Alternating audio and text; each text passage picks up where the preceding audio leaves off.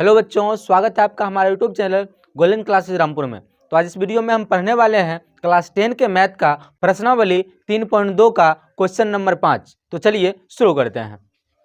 Question है, एक आयताकार बाग जिसकी लंबाई चौड़ाई से 4 मीटर अधिक है का अर्ध परिमाप 36 मीटर है, तो बाग की बीमाएं ज्ञात कीजिए।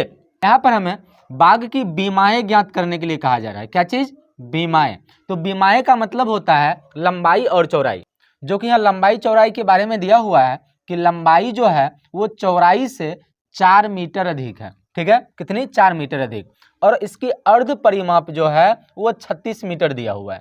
तो इतना चीज दिया हुआ है। यहाँ पर सबसे पहले हम क्या करेंगे कि लंबाई और चौड़ाई को x और y के रूप में मान लेंगे। तो यहाँ पर लिखेंगे, माना कि बाग की लंबाई बराबर x मीटर और चौड़ाई, तो चौड़ाई को y मीटर मान लेते हैं। ठीक है, अब प्रश्न में क्या दिया हुआ है कि लंबाई जो है वो चौड़ाई से 4 मीटर अधिक है। इसका मतलब ये है कि यदि हम लंबाई में से चौड़ाई को माइनस करेंगे तो आंसर 4 आएगा। ठीक है, प्रश्न से लंबाई का मान हमने क्या रखा है? x, तो क्या आ जाएगा यहाँ पर? x माइनस चौड़ाई का मान y है, तो यहाँ पर लिखेंगे y बराबर कितना? 4। तो ये आ गया हमारा समीकरण 1। ठीक है, अब दूसरी बात दिया हुआ है कि बाग का अर्ध परिमाप जो है 36 मीटर, जबकि यहाँ आयताकार बाग है इसलिए ये अर्ध परिमाप आयत का लगेगा। तो यहाँ पर लिखेंगे पुनः बाग का अर्ध परिमाप जो कितना दिया हुआ है? 36 मीटर। ठीक है, तो अर्ध परिमाप का सूत्र आपको पता होना चाहिए कि अर्ध परिमाप का सूत्र होता है लंबाई प्लस चौड़ाई। तो क्या लिखेंगे यहाँ पर? लंबाई प्लस चौड़ाई। ठीक है, जो कितना होगा? 36 मीटर। अब लंबाई को हम क्या रखे हैं? x, तो यहाँ पर लिखेंगे x प्लस चौड़ाई का मान क्या है? y, तो यहाँ पर लिखेंगे y बराबर 36 मीटर। ये आ गया हमारा समीकरण 2। अब यहाँ समीकरण 1 और समीकरण 2 से ग्राफ बनाएंगे और ग्राफ से इसका हल निकालेंगे, मतलब लंबाई और चौड़ाई का मान निकालेंगे। हमने इससे पहले पढ़ा था कि ग्राफीय विधि के लिए सबसे पहले क्या करना होता है कि समीकरण 1 और समीकरण 2 से क्या करना है कि हल निकालना है। तो चलिए यहाँ पर लिख लेते हैं, समीकरण 1 से समीकरण 1 जो है वो क्या है? x माइनस वाई बराबर 4। तो यहाँ लिख सकते हैं हम x माइनस वाई बराबर 4। अब इस y को उस साइड भेज देंगे, x का मान आ जाएगा 4 प्लस वाई। यहाँ पर y का मान अपने मन से रखेंगे तो सॉल्व करके जो बचेगा वो x का मान होगा। तो यदि y बराबर, तो y का मान हम 10 ले लेते हैं। ठीक है, अब यहाँ पर इतनी बड़ी संख्या क्यों लेंगे? आपको पता होगा कि इससे पहले वाले क्वेश्चन में हमने बताया था कि यहाँ पर छोटी से छोटी संख्या लेना है, तो फिर यहाँ पर हम 10 क्यों लिए? यहाँ दूसरा समीकरण आप देख सकते हैं 36 दिया हुआ है, तो इसका अर्थ यह है कि यहाँ पर हमें बड़ी संख्या रखना होगा और इसका आंसर भी बड़ी संख्या आएगा, इसलिए हम पहले समीकरण में भी बड़ी संख्या ले लेते हैं। ठीक है, तो यहाँ y का मान हम 10 ले लेते हैं, तो क्या आ जाएगा? ये x आ जाएगा 4 प्लस 10, यानी कि x बराबर आ जाएगा 14। तो ये आ गया पहला हल। दूसरा लिखेंगे पुनः यदि y बराबर, y का मान यहाँ पर 12 ले लेते हैं। ठीक, तो x का मान क्या आ जाएगा? 4 प्लस 12, तो x बराबर हो जाएगा 12 4 16। तो ये आ गया दूसरा हल। यहाँ पर एक टेबल बनाएंगे हम। अब पहला हल में जब y का मान 10 रखे तो x आया है 14, तो y में लिखेंगे 10 और x में 14। ठीक है, फिर दूसरी बार जब y का मान 12 रखे हैं तो x का मान 16 आया है, तो फिर y वाले डब्बा में लिखेंगे 12, दूसरे डब्बा में 16। ठीक है, समीकरण 2 से अब समीकरण 2 हमारा है x प्लस वाई बराबर 36। यहाँ पर हम लिख लेंगे कि x प्लस वाई बराबर 36। अब यहाँ y को उस साइड ले जाएंगे तो x बराबर आ जाएगा 36 माइनस वाई। ठीक, अब यहाँ पर फिर से y का मान हम कुछ अपने मन से रखेंगे तो x का मान सॉल्व होके जो आएगा वो होगा। तो लिख लेंगे कि यदि y बराबर, y का मान 10 ले लेते हैं। ठीक, y का मान जब 10 ले लेंगे तो x का मान आ जाएगा 36 माइनस 10। अब यहाँ 36 में से 10 को माइनस करेंगे तो x का मान आ जाएगा 26, ठीक। फिर से पुनः यदि अब यहाँ y का मान 20 ले लेते हैं तो y बराबर 20। जब y का मान 20 लेंगे तो x का मान होगा x बराबर, यहाँ 36 में से y का मान जो 20 लिए उसे माइनस करेंगे तो 36 माइनस 20, तो x का मान आ जाएगा 36 में से 20 माइनस करेंगे तो ये आ जाएगा 16, तो x का मान आ गया 16, ठीक है। फिर से यहाँ एक टेबल बनाएंगे तो x y। अब पहला हल में जब y का मान 10 रखे हैं तो x का मान आया है 26, ठीक है। फिर से दूसरी बार जब y का मान 20 रखे हैं तो x का मान आया है 16, ठीक है। इस प्रकार दोनों समीकरण का दो दो हल आ गया। अब इस दोनों हल को हम ग्राफ में व्यक्त करेंगे और इसका बीमा निकालेंगे, ठीक है। अब ग्राफ बनाने के लिए यहाँ से हम थोड़ा मिटा लेते हैं, ठीक। तो ग्राफ बनाने के लिए हम स्केल का उपयोग कर रहे हैं। ये रहा हमारा स्केल। इस स्केल का यूज करके ग्राफ के लिए लाइन खींचेंगे।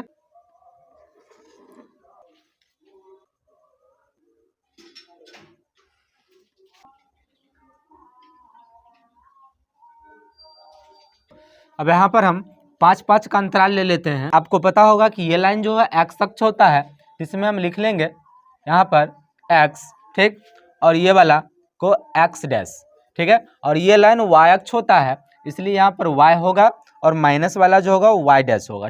इसी प्रकार आप भी अपने ग्राफ कॉपी में ग्राफ को खींच सकते हैं, ठीक है। पहला हल है 14 और 10, तो बिंदु क्या आ जाएगा यहाँ पर, तो बिंदु लिख लेते हैं पहले। तो आपको पता होगा कि पहले हम x का मान रखते हैं फिर y का मान, ठीक। फिर उसी प्रकार 16 और 12, ठीक है। तो चलिए सबसे पहले हमें ये बिंदु ढूंढना है जो क्या है 14,10। पहला अंक x का है और दूसरा y का है। 14 को हम x अक्ष पे ढूंढेंगे और 10 को y अक्ष पर, ठीक। यहाँ पर x अक्ष पर 14 कहाँ पर मिलेगा, अब यहाँ से 10 और 15 के बीच में मिलेगा, मतलब 15 से थोड़ा पहले, मतलब 14 इस जगह पे आ रहा है, ठीक है। दूसरा बिंदु है y पर 10, तो y पर 10 तो आप स्पष्ट रूप से दिख रहा है, ठीक है। तो आपके ग्राफ कॉपी में हर एक बिंदु पर लाइन इस प्रकार खींचा हुआ होगा, ठीक है। तो आपको उस ग्राफ में लाइन खींचा हुआ रहेगा, तो आपको लाइन खींचना नहीं है, ठीक है। मेरे पास लाइन नहीं है इसलिए हम यहाँ पर लाइन खींच रहे हैं, ठीक। तो ये 14 का बिंदु यहाँ है और 10 का बिंदु यहाँ है, ये दोनों क्रॉस होकर इस जगह मिल रहा है जहाँ पर इसे हम लिख लेंगे 14,10, ये इसका निर्देशांक हो गया। तो दूसरा बिंदु है 16 और 12, मतलब x अक्ष पर 16 ढूंढना है, y अक्ष पर 12 ढूंढना है। तो x अक्ष पर 16, 15 से ये तो 15 का है, तो 15 से थोड़ा आगे यहाँ पर मिलेगा 16, ठीक। और y अक्ष पर 12, तो y अक्ष पर 12 जो मिलेगा वो 10 से थोड़ा ऊपर, ठीक। इसी प्रकार इसे आगे बढ़ाएंगे, यहाँ पर लगभग ये मिल रहा है, ठीक। आपके कॉपी में जहाँ मिलेगा उसे इस प्रकार मिला दीजिएगा, ठीक है। तो इसका ये वाला निर्देशांक हम यहाँ लिख लेते हैं। इसका था 14,10 और इसका क्या था 16,12, ठीक है। अब हम स्केल की मदद से इस दोनों बिंदु को मिलाते हुए एक लाइन खींच देंगे, ठीक है। तो हम अपने स्केल का उपयोग कर रहे हैं। आप लोग देखिए मेरा स्केल है, ठीक। तो हम अपने स्केल की मदद से इस प्रकार लाइन खींच लेते हैं, ठीक। और आपको लाइन खींचना है तो लाइन इतनी बड़ी होनी चाहिए कि कम से कम किसी एक अक्ष को क्रॉस जरूर करे, ठीक। बहुत बच्चे क्या करते हैं कितना छोटा सा लाइन खींच लेते हैं, आपको इतना छोटा सा लाइन नहीं खींचना है, ठीक। इस प्रकार आप भी अपने स्केल की मदद से इस प्रकार लाइन खींच लीजिएगा। दूसरा समीकरण का बिंदु जो है तो इसे लिख लेते हैं बिंदु। तो पहला बिंदु है 26 और 10, तो क्या लिखेंगे यहाँ पर 26,10। दूसरा बिंदु है 16 और 20, इसको लिखेंगे हम 16,20, ठीक है। अब यहाँ से पहला बिंदु 26 और 10, तो चलिए तो x अक्ष पर 26 ढूंढना है, y अक्ष पर 10, तो 25 से थोड़ा आगे 26 मिलेगा, मानिए कि यहाँ पर मिलेगा, ठीक है। अब ये इस प्रकार आगे से आएगा, ठीक। और दूसरा बिंदु है 10, तो y पर 10 मिलेगा जो कि यहाँ मिल रहा है, ठीक है। यहाँ पर ये वाला बिंदु हो गया, ये वाला जो बिंदु मिला ये 26,10, इसे हम लिख सकते हैं 26,10। ठीक है। दूसरा बिंदु है, यहाँ पर आप देख सकते हैं 16 और 20। तो x पर हम 16 ढूंढेंगे, y पर 20। तो x पर 16 आपको दिख रहा है कि यहाँ पर हमने इससे पहले भी 16 ढूंढे थे और 20 यहाँ मिल रहा है। ठीक है। तो इससे इस प्रकार हम आगे बढ़ाएंगे। ठीक है, और यहाँ मिलेगा। ठीक, तो ये बिंदु आ गया यहाँ पे 16,20। ठीक है। अब फिर से हम स्केल की मदद से इस दोनों को क्या करेंगे, इस प्रकार मिला देंगे। ठीक, हम इस प्रकार अपने स्केल की मदद से इसे मिला दे रहे हैं।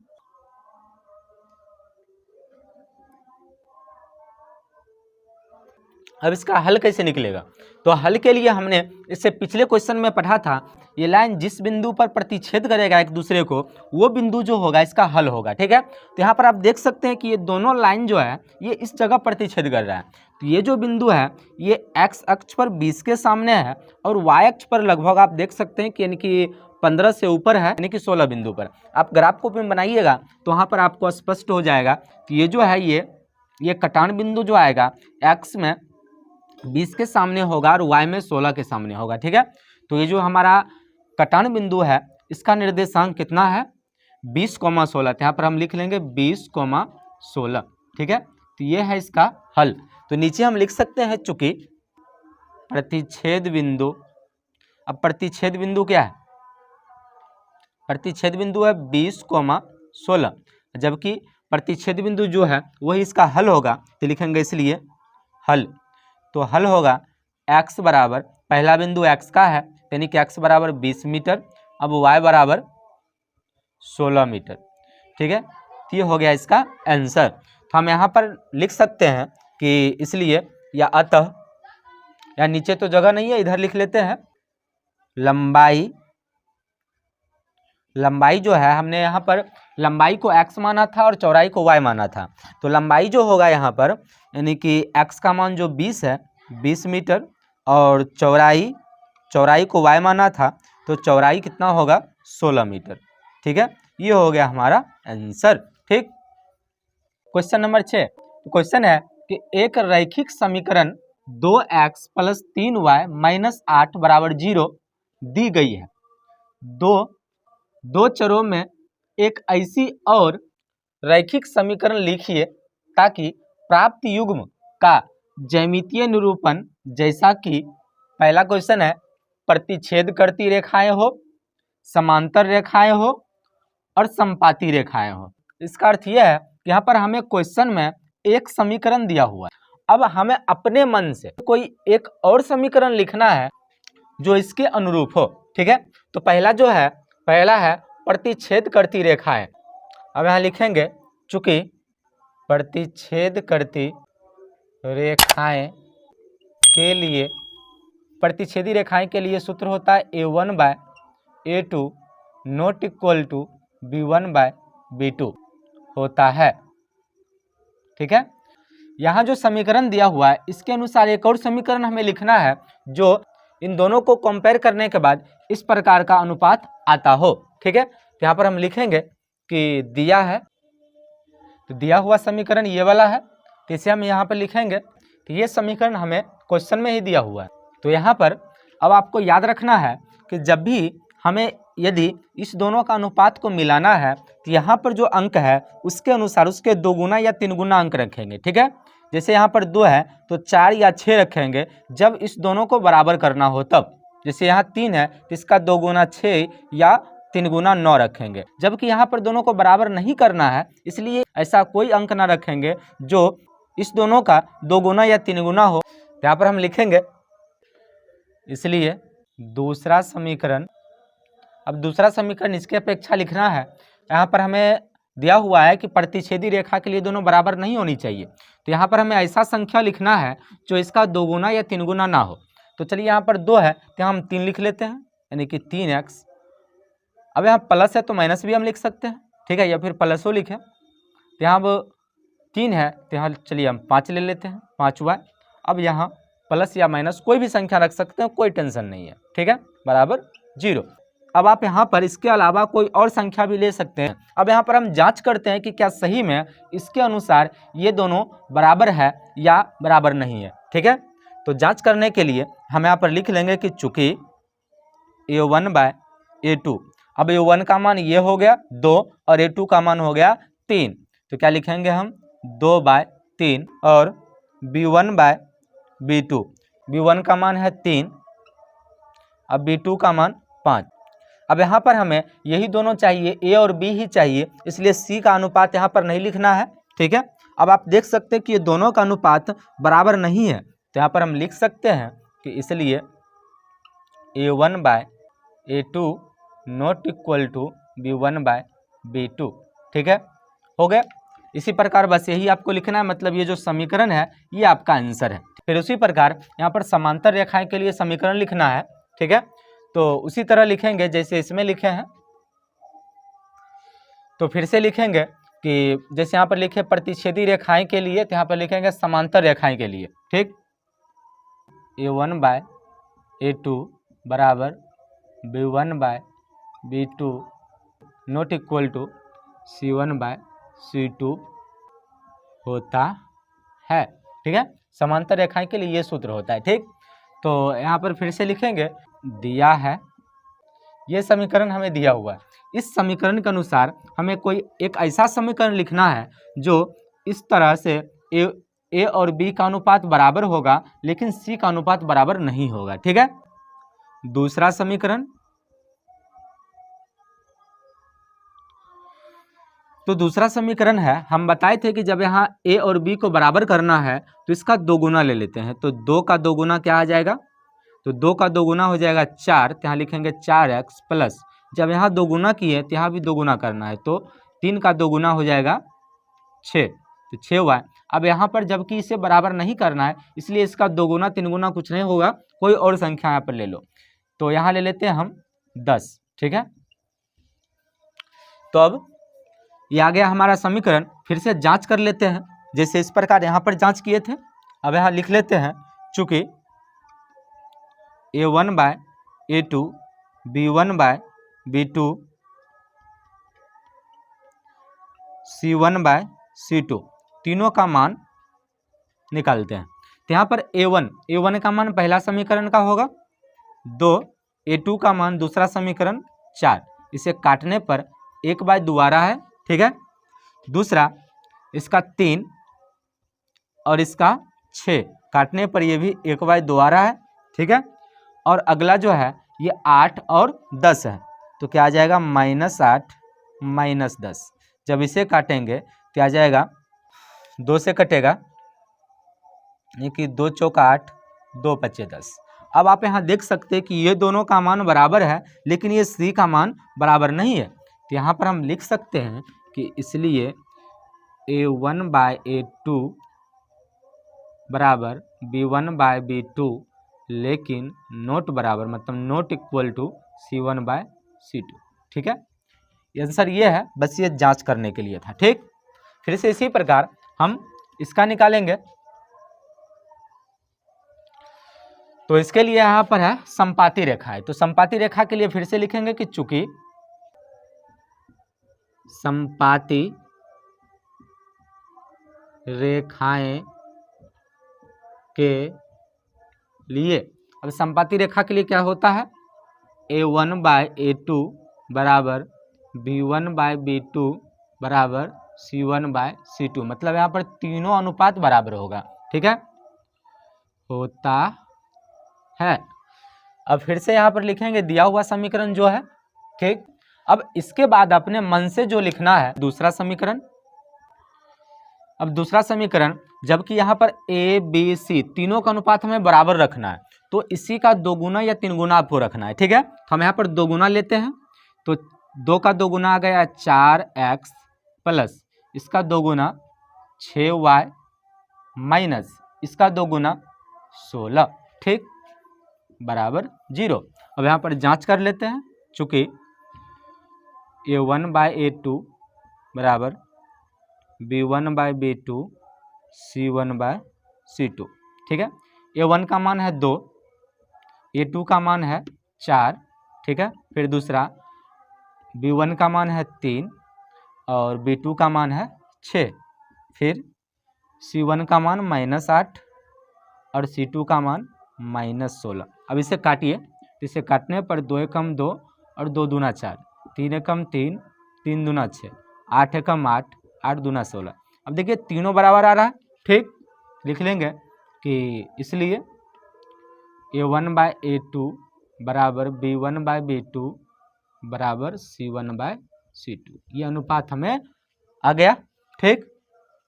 तो ये आपका आंसर है, ये जांच करने के लिए था, ठीक है। तो इसी प्रकार आप इस टाइप के किसी भी क्वेश्चन को बना सकते हैं, ठीक। यदि आपको यह वीडियो पसंद आया तो वीडियो को लाइक करें और हमारे चैनल पर नए हैं तो चैनल को सब्सक्राइब करें। Thank you for watching.